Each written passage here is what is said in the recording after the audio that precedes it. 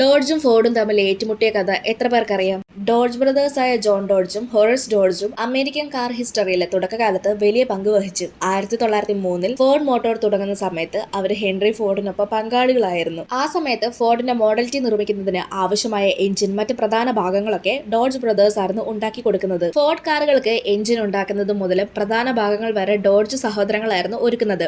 അതിനായിട്ട് ഫോർഡ് ഇവർക്ക് കമ്പനിയിലെ പങ്ക് കൊടുത്തിരുന്നു. അതിനനുസരിച്ച് അവർക്ക് ഓരോ വർഷവും ലാഭവിഹിതം കിട്ടാറുണ്ടായിരുന്നു. പക്ഷെ 1916 ഹെൻറി ഫോർഡ് ഒരു വലിയ ഫാക്ടറി നിർമ്മിക്കാൻ തീരുമാനിച്ചു. അതിന്റെ പേരാണ് റാക് കോംപ്ലക്സ്. അതിനുവേണ്ടി വലിയ തുക ഫോർഡ് കമ്പനി ചെലവഴിക്കാൻ തുടങ്ങി. ഇതിന്റെ പേരിൽ ഷെയർ ഹോൾഡേഴ്സിന് കിട്ടേണ്ടിയിരുന്ന വിഹിതം നിർത്തുകയായിരുന്നു. ഇത് കാരണം ഡോഡ്ജ് സഹോദരന്മാർക്ക് വലിയ നഷ്ടം വരാൻ തുടങ്ങി. അതിനാൽ 1919 അവർ ഹെൻറി ഫോർഡിനെതിരെ കേസ് കൊടുത്തു. കേസ് നീണ്ടു. കോടതി അവസാനം ഡോഡ്ജ് സഹോദരന്മാരുടെ പക്ഷത്തിൽ വോട്ട് ചെയ്തു. അവർക്ക് 1919 $19 മില്യൺ നഷ്ടപരിഹാരമായി ലഭിച്ചു. അക്കാലത്ത് ഇത് വലിയൊരു തുകയായിരുന്നു. പക്ഷെ ഇതിന്റെ പിന്നാലെ തന്നെ വലിയൊരു ദുഃഖകരമായ സംഭവം കൂടി നടന്നു. സ്പാനിഷ് ഫ്ലൂ ബാധിച്ച് ജോൺ ഡോഡ്ജ് മരിച്ചു. കുറച്ചു മാസങ്ങൾക്കുള്ളിൽ തന്നെ ഹൊറേസ് ഡോഡ്ജും മരിച്ചു.